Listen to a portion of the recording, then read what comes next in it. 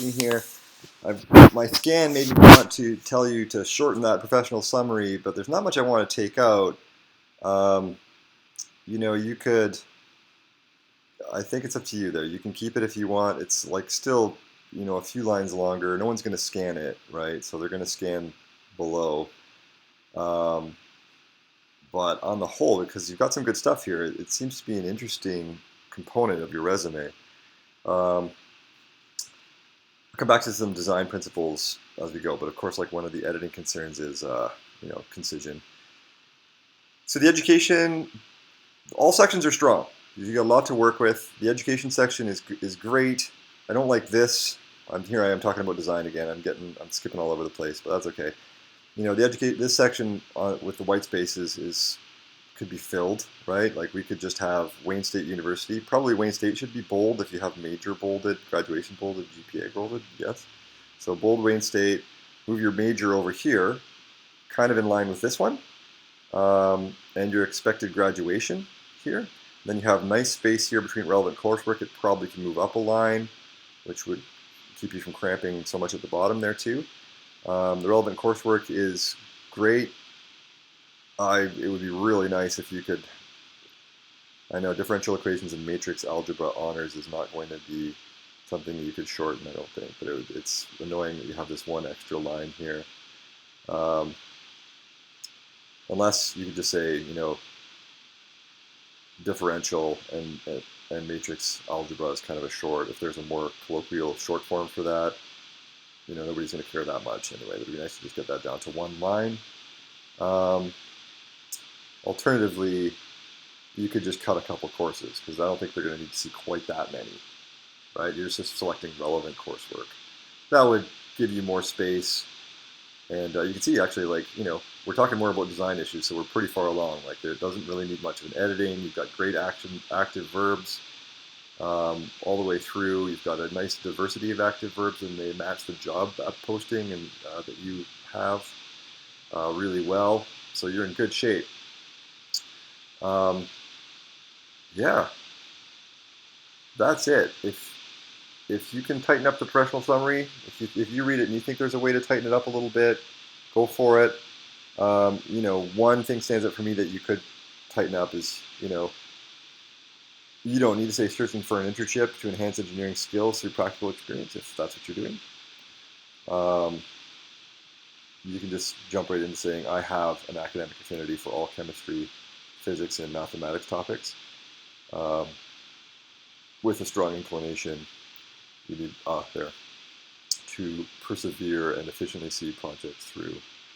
You could probably pick one adjective there and drop persevere or efficiently. And you don't even need to say to the end either, just see them through.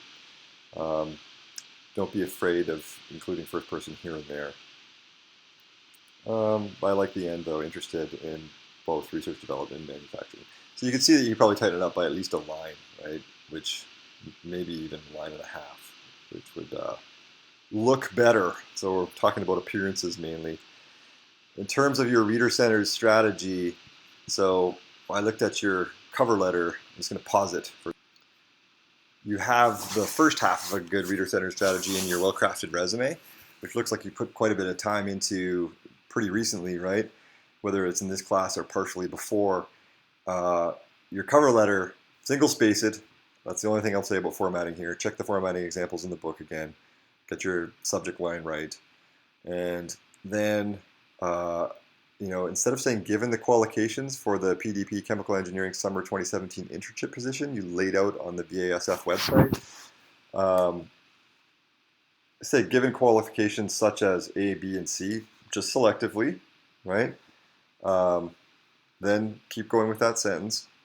Then add one more or two more sentences describing what impresses you about like the values inherent in the job, the dynamic of working with the people there, or the projects that they have laid out, or what you've heard about the internships being particularly dynamic.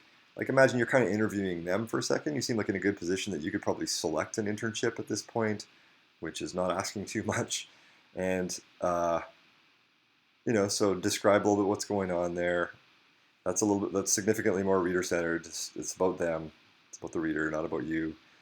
And then you can just jump right into, and this is a single space too, right? Like that's going to be probably one paragraph, these first two. This is where you start lining up your education and experience initially.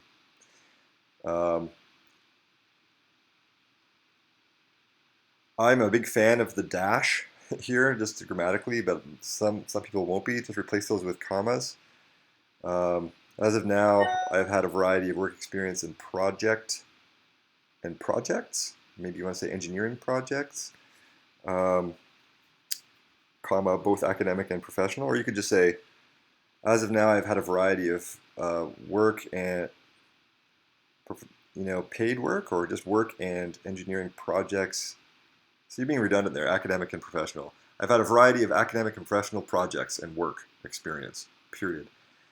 So I'm pointing that one out because if you look at our workshop, and I want you to go to editing the section phase 2, reading 3, the very end, and click on the link for active voice, and you tend to have quite a few sentences that are passive. So it's good to get a sense or a reminder of what that means to flip something from passive to active and to try to write in the active voice. You're a smart guy, and people find passive voice to be sometimes clunky, or they just look down on it when they're reading. So get used to writing primarily in the active voice, especially with first sentences. I never write a sentence at the beginning of a paragraph that's not explicitly active, clear, and goal-driven. Yeah, great. I think you're in good shape. Doesn't have to be a super long cover letter, man. It could be 2 significant paragraphs, and then well formatted, and you'll be all done.